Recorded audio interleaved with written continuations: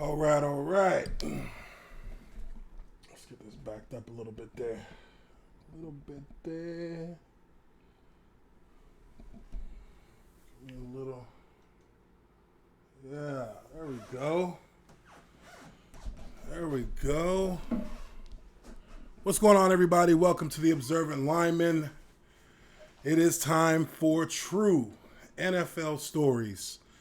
Now, got a lot of requests from everybody, from most people in my last video to keep on going on with this current content, just kind of speaking about memories from back in the NFL days. And I decided that that is something that I definitely want to do. Definitely want to bring you guys some more in terms of what goes on behind the scenes in the NFL. And let me let this thing roll a little bit here. And just to kind of get started, I want to talk about one story in particular. Let's make sure here that we got our...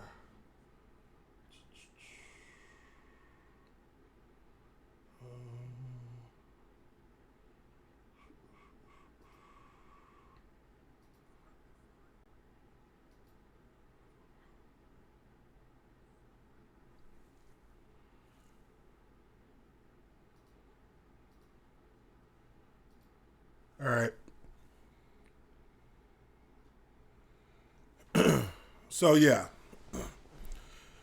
Gonna start doing this a little bit more often. Just kind of talking about some old NFL stories. Just some things to go over. And this is the first, official one that I'm doing here. So, hit the like button. Make sure you share this with your friends. Make sure you, pass to get the word around, get that word of mouth going around so we can get as many people as we can in here. Now, this story that I'm going to start off with is it's a bit of a crazy story. So, this is my rookie year in Jacksonville, 2007. And we're getting ready to go for our first preseason game out in Miami. Preseason game against the Dolphins. And,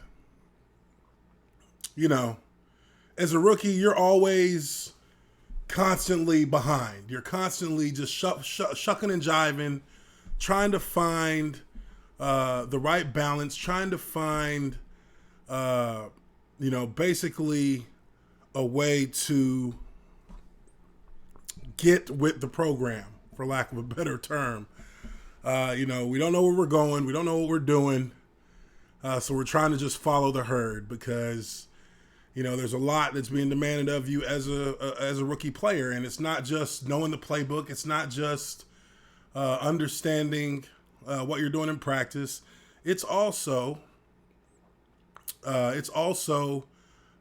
taking care of some of the more remedial tasks, like getting food in the morning, getting breakfast for the vets, getting food on the way to an away game, getting something from, guys will give you a list. Everybody will give you a list of different things at your position. And you take that list and you go and buy all that stuff that they ask for. And then you bring it to them on the plane. The way that NFL flights work when you're going to an away game is a little bit different than what people would probably be used to. One of the main things is, there's no assigned seating. It's a charter flight. So everybody kind of position groups sit in the same areas, to kind of pick their spots on the plane. As a rookie, you just try and find somewhere to sit because more often than not, rookies are delegated to the back of the plane, and they're usually sitting next to each other. But luckily, in my case, as an offensive lineman, there was enough space for me to actually share a middle aisle where it's 2 players on 3 seats. So there was a little space there for me. But in this particular case, we're getting ready to go to Miami. You know, I'm kind of hyped up. This is my first time going to Miami. I'm like, yeah, this is going to be sweet. You know, first preseason game. So it's really my first experience as an NFL player on the road. So we're getting ready to go to this game. And this game is on what? That was on a Saturday night. So on Friday, we have the charter flight to Miami. Now, after we go through walkthrough, you know, I get back to my locker and I'm just, you know, getting ready to run to the house, put on my suit, and go to the airport to meet the team. I have no idea that these guys walking up to me, Chris Naole, Brad Meester, you know, these are veterans. These guys who've been here for, you know, 6-7 years already. And I'm walking in the door, or I'm sitting in my locker, and they're walking up to my locker, and they're like, hey, Uche, here's a list of all the food you need to get us and bring to the plane when you come to meet with us, you know, when you come to meet with the plane to leave from Miami. And it's crazy because at this point, I'm looking at them with a kind of a side eye, like, what you mean here's a list? Like, what am I supposed to do with this? I got like 2 hours till I got to be at the plane. Where am I got to go home and change, and then I got to come back. How am I going to get any of this crap done? So, you know, Brad sits down next to me. Naole's standing in front of me. Chris Naole's standing in front of me. Brad sits next to me, and he's like, now listen, Uche, make sure you get that damn food. Don't come on that plane without that food.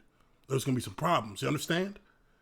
And I'm just like, wow, Mr. Middle America, red, white, and blue, star-spangled bannered Brad Meester just threatened me to go make sure I get this food or it's going to be hell to pay. So, me being me, I say, okay, give me the list. I look at it. It's got like 3 different spots I got to go to. I got to go to Hooters. I got to go to Panera Bread. I got to go to Jimmy John's. And I'm just sitting there like, wow, this is going to be ridiculous. So I run home. I get home. I try to change, get a suit on, and I get in my car. And I mean, I already knew I was running behind. And I still hadn't gotten any of the food, but I called in the order to Hooters.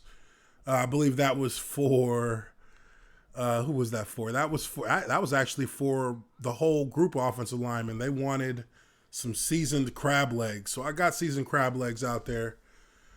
Got it ordered at Hooters, went over to Hooters, picked it up, you know, tried to make another stop. I got to the Jimmy John's and got the food, but I was supposed to make one more stop, and I can't remember for the life of me where I was supposed to stop for the 3rd spot. I think it was, it was the Panera Bread, but I couldn't make it to a Panera Bread that was nearby and make it to this plane before it left. The plane leaves at 3:30 on the dot.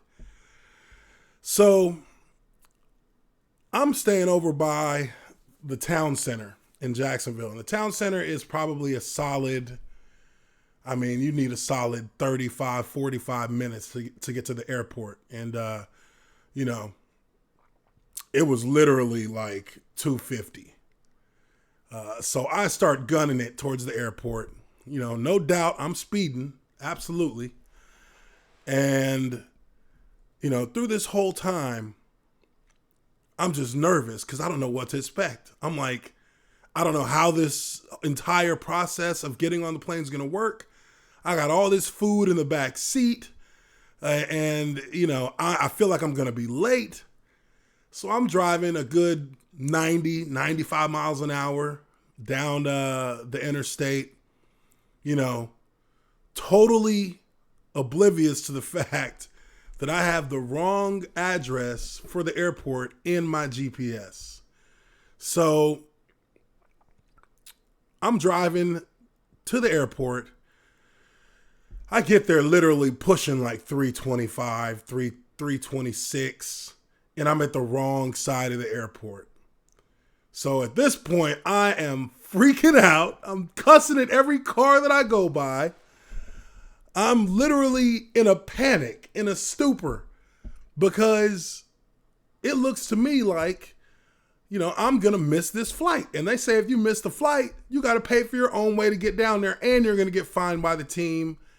And, if you're a young player like myself at the time, shoot, if they want to cut you, they'll cut you. It's no big deal. You're just a rookie. So, I about face it, get back around to the other side of the airport. I mean, I jump out of my truck. I got bags of food in both arms, backpack with stuff full in it, the luggage that I'm trying to grab that I can't get my fingers on. So one of our security guys comes running over. He's like, damn, Uche, where you been at? They're about to leave you. They're about to leave you. And I'm like, man, come on, help me grab that bag. But, I'm trying to get towards the plane, and, they're making me go through a security line, just like you do at the airport, outside, in front of the plane. And they have a ton of food already stacked up from Popeyes, from Chick-fil-A. Like, they actually catered food for us to eat. So I'm thinking to myself, why the hell did I have to go all the way to Hooters, to Panera, or not to Panera Bread, to Jimmy John's, and I had to skip Panera Bread because I definitely wasn't going to make it if I went there. Why did I go to these places if they already got food? And, it's first preseason game in Jacksonville, so it's like 120 degrees outside. No biggie. I'm just sweating my balls off. No biggie there, right? And as I'm sitting there, or as I'm going through the security line with my now suit shirt completely like drenched on the top half with sweat, I look and I see the head coach. I see Jack Del Rio standing at the door of the plane looking out. I'm the only person coming through the security line. There is nobody else out there that is getting on this flight. I'm the only one, and the flight is now 10 minutes late to taking off. And Del Rio was standing there, and he had on a nice suit. He had on a nice little kind of cream-colored pinstripe suit. And he's just standing there with his chin up a little bit looking. Who is that? Man. In about 10 seconds, my entire demeanor just shrunk down to the size of a dang black bean. I was just like, oh no, this is it. This is it. They're about to give me hell. So, obviously, or nobody helped me carry the 6-7 bags of food that I had in my hands up the stairs onto the plane. So I went ahead and trudged that myself. And, it's hard being a big dude carrying a bunch of stuff in the heat because I was sweating everywhere. But as soon as I got to the threshold of the plane and walked in the plane, oh, my heart dropped. First person I see is the owner of the team, Wayne Weaver. Wayne Weaver looking straight up at me, red face and all. And I could just hear it coming out of his head. I could just hear it. He was just irritation. That's all that I could read. And I could just hear him in his head. It sounded like to me he was saying, "Get it together, rookie. What the hell are you doing, rookie?" And, it was a really sobering walk to the back part of the plane where the offensive linemen were. Because every single person I walked by was looking at me like, what the hell is going on with this guy? Why are you sweating so much? Are you going to breathe like that the entire time? This guy is losing his mind. That's how they were looking at me. So I walked to the back of the plane, and, our offensive line, these were some older guys. These are some guys who have been playing since the early 2000s. So these guys were a bit more rough around the edges. But I brought that food to them in the back of the plane, and all they started doing was complaining. They're like, "Why is this food cold? Man, you're supposed to get here an hour ago. We about to take off now." Everybody's mad. All these vets are mad because I brought the food when I got there. I didn't bring the food when they got there. I didn't come to the plane earlier because of them to make sure their food was hot. Tell the truth, I ain't give a damn. I was like, here's the food. It's what you wanted, right? I didn't get the Panera bread. I ain't have time. I don't know the city. I didn't know where the hell I was going. But, these guys, they started calling me Showtime Uche after that. They said, Uche's a 10-year veteran. Uche's a 10-year veteran. He's Showtime. Don't mess with him. Because I just, I didn't do anything special for them when I got their food. I didn't come to the plane extra early so I could wait for them with hot plates. I just went ahead and just did it the way I felt like doing it. And that's how I did it the rest of the time I was there as a rookie. So we get to Miami and this is the last part of the story. Nobody said anything to me the whole time about being late to the plane. Not one time did anybody ever say anything to me. But after we got done eating team dinner that night, as I literally am walking out of the dining hall where we were eating, as I cross the door and walk out, I just hear, "Hey, Uche." And I turn to the left, and it's Jack Del Rio. He's like, "Come over here for a second." And I'm just like, it was like a horror movie. He caught me in when I was certainly not expecting to hear from him. He comes, he has me come walk over to the corner. "Yeah, so see you were a little late there to the plane this afternoon." And, I was, once again, I just started sweating out of nowhere. And I was like, "Look, coach, these vets had me go and get all this food. I didn't know where I was going. I didn't know how they wanted me to do it. They just had me running out there in the middle of the city." And he's like, "Now look, listen here now. If you're going to be on this team, you're going to have to learn how to be on time. And then on top of that, don't let those vets make you be late for anything. If you can't do it, then don't do it. Because if you're late, that's on you. They're not going to pay the fine." And I was like, yeah, you're right. You're right, coach. They're not going to pay the fine. And, I can't make myself late just to please them. So, he let me ride with that instance. I didn't get fined. Ended up making the roster. But definitely was a story that was another one of those moments where you realize that that this is the big leagues. You're not in this isn't the amateur hour. And, for me, it was a lesson learned. It was also a very crazy experience, but definitely did have kind of a mini disaster getting food for the offensive lineman my rookie year. Now, I've got a million stories. I've got a million stories that I can tell all day. This is just one of the stories from my rookie year, but there are plenty more. There is an infamous coffee making incident that occurred in Jacksonville my rookie year. Things got pretty wild. People got pretty offended, but Uche didn't give a damn. And I will talk about that in the next video. Hit the like button if you like this video. Subscribe to the Observant Lineman. Subscribe to Uche Nwaneri. I am your Observant Lineman. I appreciate you guys for hanging around on this live stream. If anybody has any questions, throw them in the chat. This was not going to be like a super long stream. Just wanted to kind of get out there live, talk about these stories, talk about the rookie experiences that I had that were funny, that were shocking, that were entertaining, and whatnot. So while I'm telling these stories, feel free to ask questions. I'd love nothing more than to answer any questions you guys may have. But we're going to bring this stream to an end and this video for the true NFL stories, them rookie days. Because those rookie days, never forget those. But I appreciate everybody, and we will talk to you on the next stream. True NFL stories.